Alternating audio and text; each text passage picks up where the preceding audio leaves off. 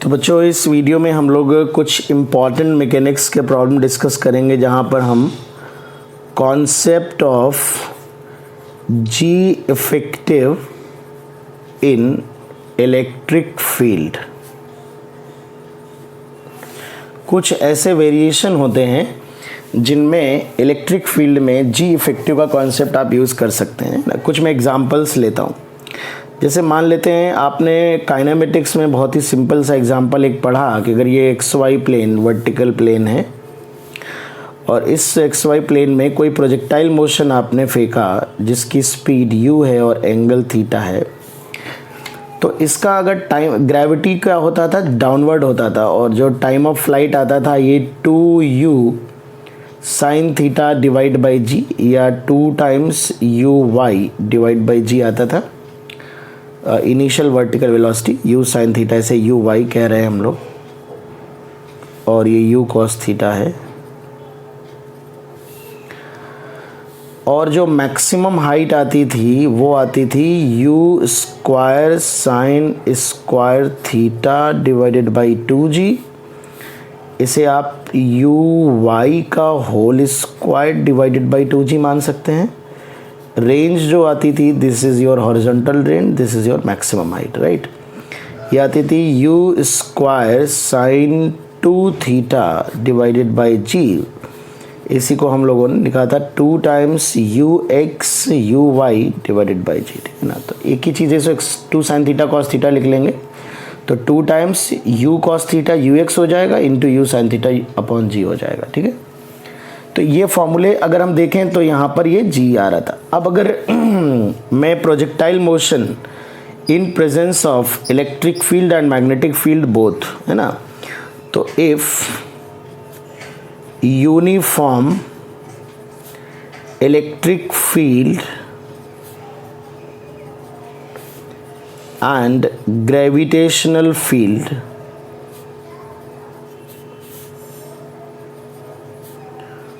both are present।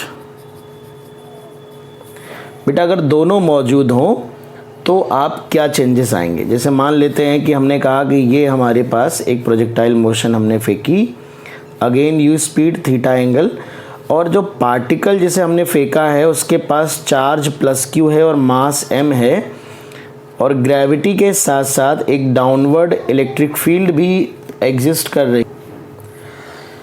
तो ये जो यहाँ पर अगर हम देखें तो कोई भी पार्टिकल किसी भी सिचुएशन में होगा तो इस पर 2 फोर्स लगेंगे। एक तो बेटा उसका mg लगेगा एज इट इज़, और एक इलेक्ट्रिक फील्ड की डायरेक्शन में QE भी लगेगा, है ना, QE। तो अगर आप देखें तो y डायरेक्शन में जो फोर्स लग रहा है उसका मैग्नीट्यूड जो है वो mg प्लस QE है ना। यानी कि इलेक्ट्रिक फील्ड की एब्सेंस में बेटा जहाँ पर सिर्फ ग्रेविटी लग रहा था, mg लग रहा था, वहाँ पर कुछ डिफरेंट फोर्स लगने लगता है। इस डिफरेंट फोर्स को ही हम इफेक्टिव ग्रेविटेशनल फोर्स मान लेते हैं, mg इफेक्टिव। हमेशा जो भी फोर्स जिस डायरेक्शन में mg लग रहा था या mg की जगह पे जो रिजल्टेंट फोर्स होता है उसे हम mg इफेक्टिव मान लेते हैं। तो यहाँ से बच्चों g इफेक्टिव की वैल्यू आ जाएगी g plus QE divided by m। मतलब अगर आप देखें तो y डायरेक्शन में एक्सेलरेशन जो होगा वो g के स्थान पे अब g plus QE by m होगा डाउनवर्ड डायरेक्शन में। इसी को बच्चों हम g इफेक्टिव कहते हैं। यही अगर सिमिलरली इलेक्ट्रिक फील्ड ऊपर की तरफ होगी तो mg माइनस QE होगा, तो ये g minus QE by m आएगा। या ये माइनस q चार्ज होता और इलेक्ट्रिक फील्ड नीचे की तरफ होती तो माइनस q चार्ज पे इलेक्ट्रिक फील्ड के अपोजिट डायरेक्शन में फोर्स लगता तो भी g minus QE by m होता। तो वो वेरिएशन आप समझ सकते हैं, मैं सिर्फ एक वेरिएशन आपको करा देता हूँ। तो अब अगर हम देखा जाए तो दोबारा इनमें सॉल्व करने नहीं जाएंगे, सेम चेंजेस, मतलब जो जहाँ जहाँ g है वहाँ वहाँ g plus QE by m लिख के सारे फॉर्मूले एज इट इज़ रिपीट कर सकते हैं। तो अगर मैं टाइम ऑफ फ्लाइट की बात करूँ तो 2u sine theta by g होता है, तो g के स्थान पे g plus QE by m हो जाएगा, ठीक है। मैक्सिमम हाइट जो होती है ये u square sine square theta plus upon 2g होता है, तो g plus Q E by m हो जाएगा। और जो रेंज आएगी वो होती है u square sine 2 theta divided by g, तो g plus Q E divided by m हो जाएगा, है ना। तो इस तरह से बच्चों कुछ फॉर्मूले में चेंज आते हैं। तो कभी भी ऐसा कोई सिंपल वेरिएशन दिया जाए कि भाई प्रोजेक्टाइल मोशन है, इलेक्ट्रिक फील्ड भी है, मैग्नेटिक और ग्रेविटेशनल फील्ड भी है, तो आप बहुत आसानी से इस तरह के वेरिएशन कर सकते हो, प्रेडिक्ट कर सकते हो ना। एक सिमिलर वेरिएशन और हम लोग कर सकते हैं, हमें याद आ रहा है, चलिए आप सब लोग समझते हैं। अगर हम टाइम पीरियड की बात करें, time period of simple pendulum, तो सिंपल पेंडुलम का जो टाइम पीरियड होता है t बराबर वो होता है 2 pi under root L by G, ठीक है। ये सिंपल पेंडुलम का टाइम पीरियड होता है जब यहाँ पे इक्विलिब्रियम पोजीशन में सिर्फ ग्रेविटी लगता है, और ये आपका टेंशन तो लगेगा ही, है ना। अब यहाँ पे अगर आप देखें इसको कहीं पर भी थीटा पोजीशन पे अगर आप डिस्प्लेस करेंगे, मैं पूरा डिटेल में सॉल्व नहीं कर रहा हूँ, मैं सिर्फ जी इफेक्टिव के कॉन्सेप्ट से एक्सप्लेन कर रहा हूँ। तो ये mg आएगा, इस mg के आप दो कंपोनेंट करते हैं, है ना। ये वाला कंपोनेंट एक रीस्टोरिंग टॉर्क प्रोवाइड करता है। अब अगर आप सोचिए कि इलेक्ट्रिक फील्ड के साथ साथ ग्रेविटेशनल फील्ड भी होगी डाउनवर्ड, इलेक्ट्रिक फील्ड भी है, ग्रेविटेशनल फील्ड भी है, तो जहाँ पे जो फोर्स लग रहा था mg, अब वो mg प्लस क्यू ई लगेगा और बिल्कुल सिमिलर वेरिएशन आएगा। यानी यहाँ पर भी g इफेक्टिव जो हो जाएगा वो g plus Q E by m हो जाएगा, और टाइम पीरियड जो होगा वो 2 pi under root L upon g effective, जो कि g plus Q E divided by m है। तो आपसे कुछ सिंपल ऑब्जेक्टिव क्वेश्चन पूछ सकता है कि अगर मैं downward electric field switch on कर दूं, एक पॉजिटिव चार्ज है, तो बताइए पेंडुलम का टाइम पीरियड बढ़ जाएगा कि घट जाएगा। तो ये चीज़ आप बढ़ रही है तो टाइम पीरियड घट जाएगा। यही अगर माइनस क्यू चार्ज होता तो क्यू ई की डायरेक्शन ऊपर होती, तो M ji minus Q E by M होता, है ना, G minus Q E by M, तो बढ़ जाता है ना। तो इस तरह से आप इस कैलकुलेशन को कर सकते हैं। अगर मैं यहाँ पे एक वेरिएशन मुझे और याद आ रहा है मैकेनिक्स में, जो सिंपल फार्मूला आप पढ़ते हो,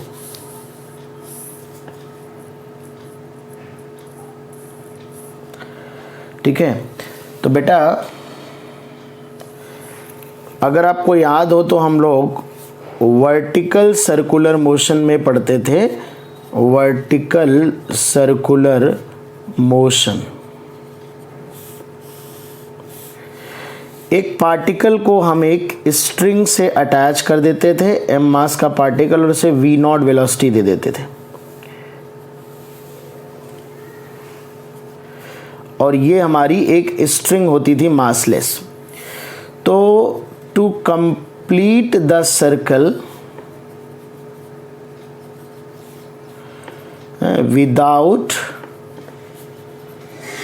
बीइंग स्लैक्ड, स्ट्रिंग के बिना स्लैक हुए सर्कल कंप्लीट करने के लिए कंडीशन क्या होती थी कि it should be greater than under root 5gl, है ना। ये कंडीशन बच्चों आती थी, है। अच्छा, अब अगर मान लो इसी में हम इलेक्ट्रिक फील्ड भी जो है एग्जिस्ट कर रही हो ग्रेविटेशनल फील्ड के साथ साथ, है ना। अब मान लेते हैं कि यहाँ पर डाउनवर्ड इलेक्ट्रिक फील्ड एग्जिस्ट कर रही है डाउनवर्ड ग्रेविटी के साथ साथ, तो अगर आप देखेंगे तो यहाँ पर जहाँ फोर्स mg लग रहा था वहाँ पे रिजल्टेंट फोर्स लगेगा mg प्लस क्यू ई। तो यहाँ पर भी अगर मैं इसे mg इफेक्टिव बोल दूंगा, mg प्लस क्यू ई को, तो बस g इफेक्टिव बेटा आ जाएगा। आप चाहें तो पूरा वर्क पावर एनर्जी को सॉल्व कर सकते हैं वर्क एनर्जी थ्योरम यूज़ करके, बट इन रिजल्ट्स में आप डायरेक्टली ये अप्लाई करेंगे तो आप फटाक से आंसर पा जाएंगे। तो g plus Q E by m, ji minus Q E by m भी हो सकता है, ठीक है, अगर वर्टिकली ऊपर की तरफ इलेक्ट्रिक फील्ड हुई तो, ठीक है। तो यहाँ पे बेटा अगर हम देखें तो velocity should be greater then, अगर हमारी इलेक्ट्रिक फील्ड और मैग्नेटिक ग्रेविटेशनल फील्ड दोनों हैं तो मिनिमम स्पीड क्या होनी चाहिए ताकि ये सर्कल कंप्लीट कर ले, तो वो होनी चाहिए अंडर रूट 5g इफेक्टिव। तो g plus Q E divide by M into L, इस स्पीड से ज़्यादा स्पीड होनी चाहिए तभी ये वर्टिकल सर्कल कंप्लीट करेगा, अदरवाइज नहीं करेगा। ठीक है ना। तो इस तरह के बहुत सारे वेरिएशन आपको मिलेंगे जिनमें आप जी इफेक्टिव का डायरेक्टली इस्तेमाल कर सकते हो। ठीक है, डायरेक्टली यूज़ कर सकते हो। तो एक और प्रॉब्लम डिस्कस करते हैं। एक प्रॉब्लम गिवन है, ये एक फ्रिक्शनलेस सरफेस है जिस पे फ्रिक्शन कोफिशिएंट 0 है, एक ब्लॉक रेस्ट पे रखा है, ब्लॉक का मास m है और इस पे चार्ज प्लस q है। एक यूनिफॉर्म इलेक्ट्रिक फील्ड हमने राइट डायरेक्शन में एग्जिस्ट कर रही है और ये एक फिक्स्ड वॉल है ना। तो जैसे हमने एक राइट डायरेक्शन में इलेक्ट्रिक फील्ड स्विच ऑन करी बेटा, तो आपसे पूछा जा रहा है find out time period of motion. इस बॉडी के मोशन का टाइम पीरियड बताना है and assuming all the collisions are elastic collision, है ना। इलास्टिक कोलिजन मानना है सभी कोलिजन को। ठीक है, तो अगर हम सारे कोलिजन इलास्टिक कोलिजन मान लेंगे तो यानी कोफिशिएंट ऑफ रेस्टिट्यूशन की जो वैल्यू हो जाएगी वो 1 हो जाएगी यहाँ पे, है ना। कोफिशिएंट ऑफ रेस्टिट्यूशन 1 हो जाएगा बेटा। ठीक, चलो, तो कोफिशिएंट ऑफ रेस्टिट्यूशन अगर 1 हो जाएगा तो अब देखते हैं कि किस तरह का मोशन करेगा। तो सबसे पहले बेटा आप देख रहे हो कि ये जब चार्ज, ये बॉडी पे चार्ज है तो इस क्यू ई की वजह से देखो एक तो एम जी लगेगा नीचे की तरफ और नॉर्मल से बैलेंस हो जाएगा, है ना। ये तो आप सब लोग जानते हो। लेकिन इस डायरेक्शन में एक फोर्स लगेगा Q E due to electric field F equal to Q E. आप सब लोग जानते हैं कि अगर यूनिफॉर्म फील्ड है तो चार्ज क्यू है तो क्यू पे क्यू ई फोर्स अप्लाई करेगा। तो इस फोर्स की वजह से एक कांस्टेंट एक्सेलरेशन से बॉडी मूव करेगी जो कि Q E divided by M होगा, एफ अपॉन एम, है ना। एक्सेलरेशन क्या हो जाएगा, एफ अपॉन एम। तो पहले मोशन समझ लीजिए क्या होगा। तो ये बॉडी एक्सेलरेट होते होते जाएगी और यहाँ पर जब बॉडी आएगी तो ये टकराने से ठीक पहले कुछ वेलोसिटी अचीव कर लेगी और जैसे ही कोलिजन होगी तो चूंकि कोफिशिएंट ऑफ रेस्टिट्यूशन 1 है, परफेक्टली इलास्टिक कोलिजन है बेटा, तो इतनी ही वेलोसिटी रिवर्स हो जाएगी, है ना। तो आप बिल्कुल बहुत ध्यान समझिए कि जिस वेलोसिटी से कोलाइड करेगी बॉडी उसी वेलोसिटी से वेलोसिटी रिवर्स होगी और फिर जिस एक्सेलरेशन से बॉडी चल रही थी वही एक्सेलरेशन, चूंकि फील्ड की डायरेक्शन तो चेंज हुई नहीं है, अब जब लौट रही होगी बॉडी बेटा तो वेलोसिटी इस डायरेक्शन में होगी पर फोर्स उसी डायरेक्शन में होगा अभी भी। तो वेलोसिटी के एक्सेलरेशन अपोजिट होगा तो लौटते वक्त बॉडी जब इस डायरेक्शन में आएगी तो रिटार्डेशन फील करेगी।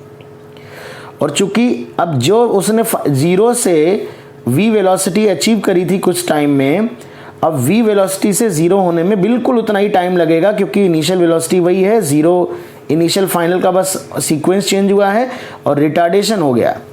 तो आप ये कह सकते हो कि बॉडी यहाँ से यहाँ आके v वेलोसिटी अचीव करेगी, फिर v वेलोसिटी से 0 होने में यहीं पे आके बॉडी रुक जाएगी और फाइनली उतना ही टाइम लगेगा, मतलब जितना जाने में टाइम लगेगा उतना ही आने में टाइम लगेगा। एक मोमेंट के लिए बॉडी रुकेगी, फिर बेटा जी क्यू ई की वजह से इधर चल पड़ेगी, फिर सेम लीड टकराएगी, फिर वापस आएगी। तो इस तरह से body to and fro motion करती रहेगी और चूंकि बार बार मोशन भी रिपीट होगा तो ये मोशन जो होगा ये पीरियोडिक होगा, है ना, चूंकि मोशन रिपीट हो रहा है। ऑसिलेटरी होगा क्योंकि टू एंड फ्रो मोशन हो रहा है ना। बट एसएचएम नहीं है, नॉट एसएचएम। कुछ बच्चों के मन में आएगा कि एसएचएम तो नहीं हो रहा है, तो बेटा मोशन इज नॉट एसएचएम। क्यों नॉट एसएचएम? क्योंकि जो फोर्स लग रहा है वो कांस्टेंट लग रहा है, जबकि एसएचएम में जो फोर्स लगता है वो -kx टाइप लगता है, वो x के डायरेक्टली प्रोपोर्शनल होता है। तो this motion is not SHM.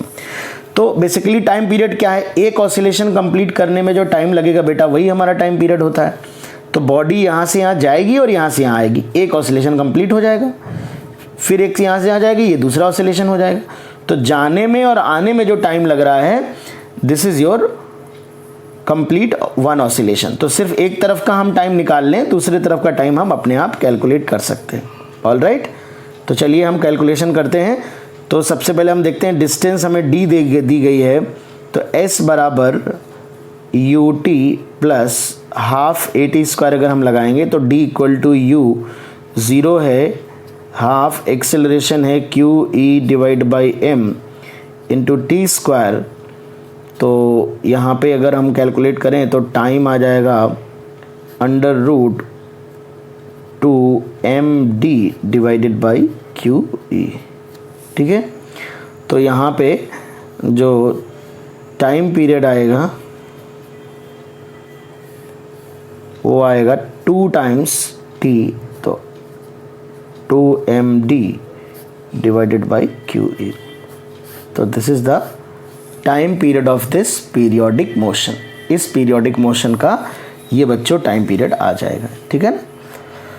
तो इस तरह से आप कई सारे क्वेश्चन एक्सपेक्ट कर सकते हो, आए हैं, पूछे गए हैं बेटा इलेक्ट्रिक फील्ड और मैकेनिक्स को यूज़ करके, इसीलिए मैं कुछ एग्जांपल्स आपको करा रहा हूँ। तो एक एग्जांपल मैं और ले लेता हूँ।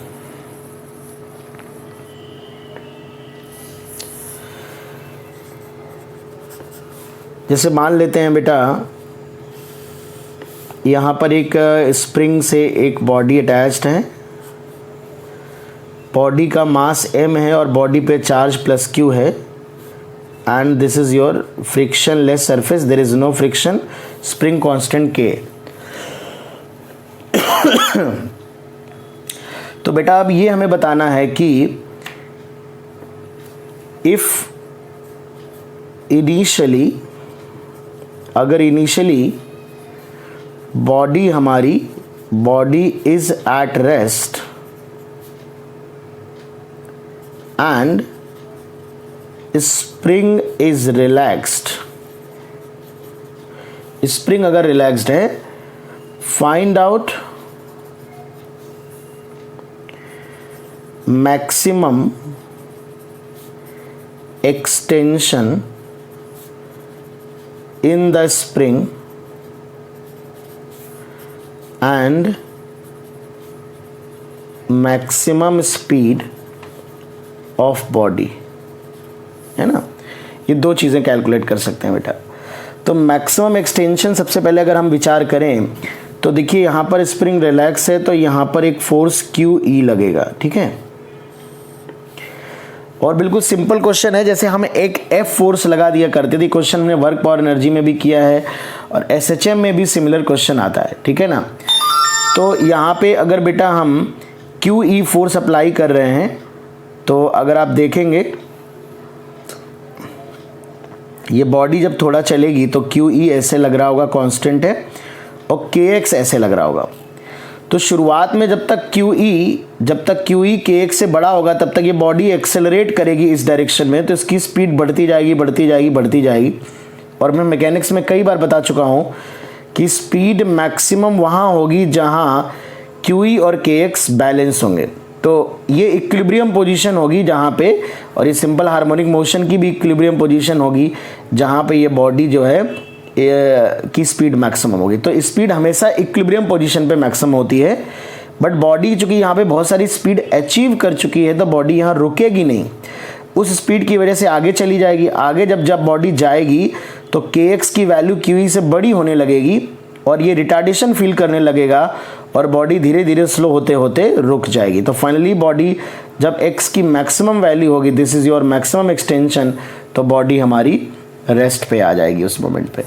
तो सबसे पहले हम मैक्सिमम एक्सटेंशन निकालेंगे, और मैं ये भी बता चुका हूँ कि ऑसिलेशन हो रहा है, जो भी मैक्सिमम एक्सटेंशन आएगा वो 2 टाइम्स x0 आएगा, क्योंकि ये मीन पोजीशन होगी सिंपल हार्मोनिक मोशन की, ये राइट एक्सट्रीम पोजीशन होगी और ये लेफ्ट एक्सट्रीम होगी।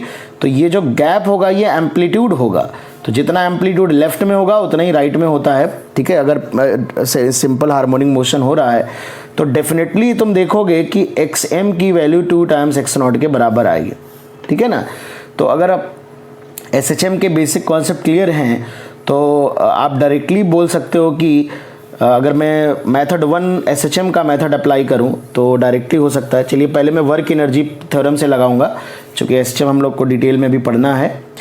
तो चलिए यहाँ से सबसे पहले हम लोग मैक्सिमम एक्सटेंशन निकालते हैं। तो मैक्सिमम एक्सटेंशन कैलकुलेट करने जा रहे हैं हम लोग, तो वर्क एनर्जी थ्योरम अप्लाई करेंगे। तो अगर आप देखेंगे तो जो नॉर्मल लग रहा है और जो mg लग रहा है वो मोशन के परपेंडिकुलर लग रहे हैं, वर्टिकल लग रहे हैं, तो वर्कडन 0 होगा। तो QE का वर्कडन होगा QE इंटू फोर्स की डायरेक्शन में डिस्प्लेसमेंट XM हो जाएगा, F इंटू D कर देंगे क्योंकि कॉस 0 हो जाएगा। और स्प्रिंग डिफॉर्म हो रही है तो स्प्रिंग का वर्कडन मैं पढ़ा चुका हूँ, -12 के x² होगा। नॉर्मल का वर्कडन 0, ग्रेविटी का वर्कडन 0, तो ये वर्कडन बाई ऑल फोर्सेस होगा। Change in kinetic energy finally भी रुका है और इनिशियली भी रुका है, तो यहाँ से XM की value you can see 2QE divide by K आ रहा है, और तुम देख सकते हो 2 टाइम x0 के बराबर है क्योंकि अगर यहाँ पे एक्स नॉट की वैल्यू कैलकुलेट करोगे तो K X naught equal to Q E, ये इक्विलिब्रियम कंडीशन है और एक्स नॉट की वैल्यू जो आ रही है वो क्यू ई डिवाइड बाई के आ रही, क्यू ई डिवाइडेड बाई के, यानी कि तुम देख सकते हो कि ये 2 टाइम्स इक्विलिब्रियम डिफॉर्मेशन के बराबर है। मैं पहले ही बोल रहा था कि 2 टाइम्स ऑफ एम्पलीट्यूड के बराबर होगा। मैक्सिमम स्पीड के लिए हम फिर वर्क एनर्जी थ्योरम लगाएंगे, लेकिन अब की बार हम वर्क एनर्जी थ्योरम लगाएंगे केवल इन दो पोजीशन के बीच में, इन दो पोजीशन के बीच में, इक्विलिब्रियम पोजीशन और इनिशियल पोजीशन के बीच में। तो जो डिस्प्लेसमेंट होगा वो सिर्फ एक्स नॉट होगा जो क्यू ई बाई के होगा। तो अगर मैं वर्क एनर्जी थ्योरम लगाऊंगा तो work done by electrostatic force Q E into X naught, work done by spring minus half K X naught square, normal का वर्क डन 0, ग्रेविटी का 0, final kinetic energy half M V max square, initial kinetic energy 0। तो बेटा x naught की value यहाँ पे आप रख देंगे क्यू ई डिवाइड बाई के और एक्स नॉट रख के आपको मैक्सिमम स्पीड मिल जाएगी। ओके, मेथड 2 अगर बताना हो तो एसएचएम के कॉन्सेप्ट से आप कर सकते हैं। एसएचएम के कॉन्सेप्ट पे आप ये देख सकते हैं कि ये बॉडी ने यहाँ से शुरू किया था, तब वेलोसिटी 0 थी। ये बॉडी, ये एक्सट्रीम पोजीशन होती है, जहाँ बॉडी की स्पीड 0 होती है वो एक्सट्रीम पोजीशन होती है, और जहाँ पे फोर्स बैलेंस हो क्यू ई और के एक्स नॉट, तो K X naught equal to Q E बेटा, तो एक्स नॉट की वैल्यू Q E divide by K, ये मीन पोजीशन होती है। ठीक है, तो ये एक्सट्रीम पोजीशन है बेटा, ये मीन पोजीशन है, इनके बीच का जो गैप होता है वो एम्पलीट्यूड कहलाता है। तो एम्पलीट्यूड जो होगा वो क्यू ई डिवाइड बाई के हो जाएगा। ठीक है, और चूंकि ये कांस्टेंट फोर्स है जो क्यू ई है, ये जो क्यू ई लग रहा है ये कांस्टेंट फोर्स है, तो इसमें टाइम पीरियड पे फर्क नहीं आता। मैंने बताया था स्प्रिंग मास सिस्टम में 2 pi under root M by K होगा, या अगर ओमेगा एंगुलर फ्रिक्वेंसी की वैल्यू देखेंगे तो रूट के बाई एम होगी। Any constant force does not affect the time period of simple harmonic motion. तो ओमेगा ये आ जाएगा, ए ये आ जाएगा, तो मैक्सिमम स्पीड हो जाएगी ए ओमेगा। ठीक है, और जो मैक्सिमम डिफॉर्मेशन होगा वो एक्सट्रीम पोजीशन से एक्सट्रीम पोजीशन, तो ए ये हो जाएगा और ए ये हो जाएगा, तो 2a हो जाएगा। तो इस तरह से आप आंसर कर सकते हैं। ए की वैल्यू यहाँ से रख देंगे और ओमेगा की वैल्यू यहाँ से रख देंगे, तो मैक्सिमम स्पीड हो जाएगी ए ओमेगा, सिंपल हार्मोनिक मोशन का फॉर्मूला लगा लिया, और मैक्सिमम डिफॉर्मेशन जो हो जाएगा that is 2 times of amplitude. तो ये जेईई एडवांस में क्वेश्चन पूछा जा चुका है, 2 बार आया है, 2011 में आया था तो थ्योरेटिकली आया था, आप 2011 का क्वेश्चन देख सकते हैं। तो आप ध्यान रखिए कि इलेक्ट्रो में अच्छे क्वेश्चन तभी बनते हैं जब हम मैकेनिक्स की मिक्सिंग करते हैं। अभी तो हमने जस्ट इलेक्ट्रो को टच किया है और मैकेनिक्स के प्रॉब्लम में मिक्स करना शुरू कर दिया है, क्योंकि हम 11th में मैकेनिक्स पढ़ चुके हैं, और जैसे जैसे बच्चों आगे आएंगे वैसे वैसे और हम मिक्सिंग पढ़ेंगे। ठीक है ना, तो नेक्स्ट वीडियो बहुत ही इंपॉर्टेंट है, हम बॉडी की वजह से इलेक्ट्रिक फील्ड निकालेंगे ड्यू टू बाय इंटीग्रेशन, ठीक है, कंटिन्यूस बॉडी की। ओके।